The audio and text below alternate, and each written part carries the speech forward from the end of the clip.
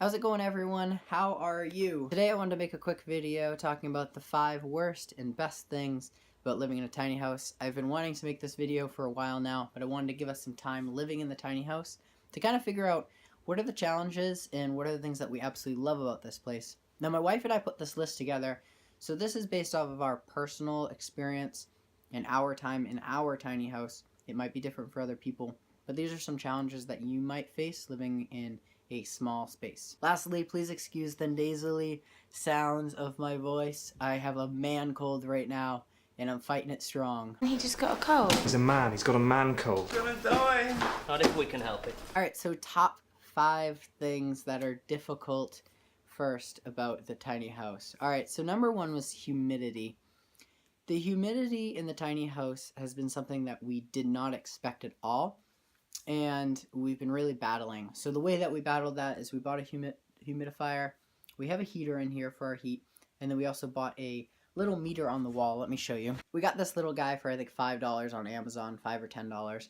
Basically shows us the humidity level where it's currently at, which is 44%, and the temperature. You want the humidity level for a healthy environment to be between 40 and 60%. So when we didn't know what we were doing in here, it was almost always 60 to 70, even sometimes 80% of humidity in here. High humidity can cause all sorts of different health issues.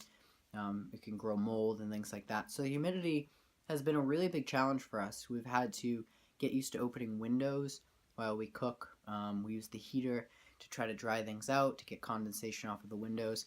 And it's definitely been a really big learning curve for us. Number 2, another thing that we had no expectation of happening was that all of our clothes smell like whatever we eat. And this is something that we didn't even know until about a month ago when people started saying, hey, you smell like chicken, or hey, you smell like bacon. And we were like, wait, what? Apparently, when you live in a tiny space and you cook in a tiny space, we cook a lot. We do so much cooking from scratch, all sorts of vegetables and meats and all sorts of things. And when we cook that way, it gets lots of steam and things going on, and it ends up getting on your coats and on your jackets and your clothes. Even though our clothes are in a dresser, when we're wearing them, you just can't help it. You end up smelling like your food. Number 3 on the worst list is, honestly, it's tough not having our own space from each other.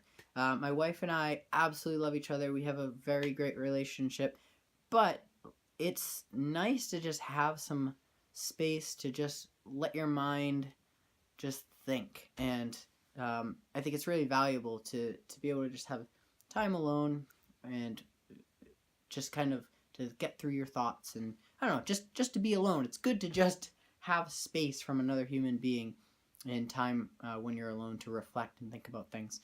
And that's something that we don't have a whole lot of inside of the tiny house. Another thing that's difficult for us is the lack of seating. Now, I know there's a lot of different engineering kind of things that we could develop in the tiny house to help us with that, but the truth of the matter is the majority of our time that we spend sitting is sitting on our bed. We eat in our bed, which I don't like.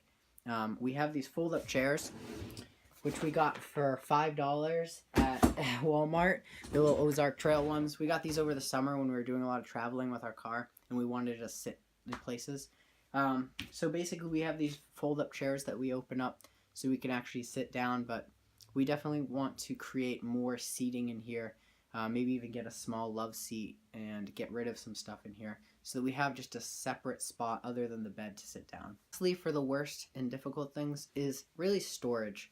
You have to get rid of a lot of stuff when you live in a tiny space like this. We've got 120 square feet here, and everything we own is in this tiny house. And we have some stuff in our car, but I mean, all of our clothes, all of our cooking stuff, all of our food, everything's here. So storage, the big storage that we have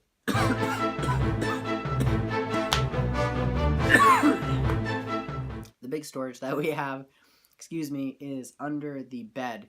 And that's really difficult. Like, I absolutely hate crawling under this bed and pulling bins out and trying to organize things.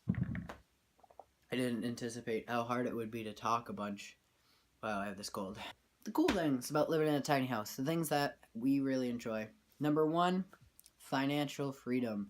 getting out of renting and having more financial freedom, I don't think I even need to explain the benefits of that.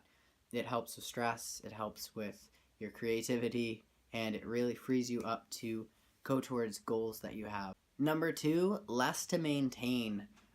Everything from fixing stuff to cleaning, there's just less to maintain. I talked about this a little bit in my last video about when I was roof raking. It took me 10 minutes to roof rake our roof. You know, some large 900 square foot houses will take you an hour.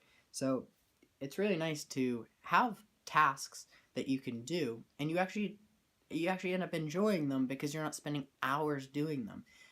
You enjoy cleaning, you enjoy taking care of what you have because you have less to take care of. The third benefit for us being in a tiny space, which we talked about heavily before we moved into this space, was the idea that living in a tiny house would get us out more. We wanted to force ourselves into a smaller space so we'd spend less time in our apartment or wherever we were living. When we did live in an apartment, we spent so many weekends sitting and just watching Netflix and saying, man, this weekend just ran by and we wish we had spent time with family or went out hiking or just got out of the house. And being in the tiny house really encourages us to do that. We go to the library, we go out for coffee, we don't drink coffee, but we go out and get tea and stuff like that. And we just enjoy being outside more. Number 4 is living in a tiny space like this encourages you to think outside of the box. There's a lot of problem solving, there's a lot of creativity that goes into living in a tiny space, and it really has been encouraging for us to take this time living in this tiny house to really get creative, to build things, to fix problems, to have awesome conversations with people about their living situations and ours and what's worked for us and what's worked for them. Number 5 is really just minimalist living. When we moved from our apartment, which was really a small, it was like a 400 square foot studio apartment, we got rid of a lot of stuff. And even in the 1 year we were married, it was amazing how much we accumulated. And anytime we go through all of our stuff and we get rid of stuff and have less clothes, less whatever, just stuff, we feel better. We feel lighter. I can't really describe it. It's kind of addicting almost, just getting rid of stuff and just having what you need and not having all this other stuff you have to chase around and organize and take care of. So living in a tiny house ultimately has really shaped our view on minimalist living. And there's all sorts of different definitions of minimalist living. Some people will have a room with one chair in it and one notebook, and that's it. And if that works for them, that's cool. For us, it's about just having less stuff and having simply what we need. And I don't know, it's worked really well for us. Just a quick message to my subscribers. YouTube has changed the way that they release videos to their subscribers. So basically, when I post a video, only a certain percentage of my subscribers see the videos. And then if the video does well, it releases it to all of my subscribers. It's really kind of silly, but if you want to correct that or get notifications every time I post a video so you can see all of the content coming from our channel, then you can go to my channel and there's a little bell icon you can click on. I think it's also on this video, maybe near the subscribe button. There's a little bell and that'll turn on notifications. So every time I post a video, you'll be able to see it. So those are the top 5 things that we have found difficult and the top 5 things that we enjoy about living in a tiny space. I hope you enjoyed this video. If you did, please give it a thumbs up. Comment below. We're going to be entering into the new year in days here.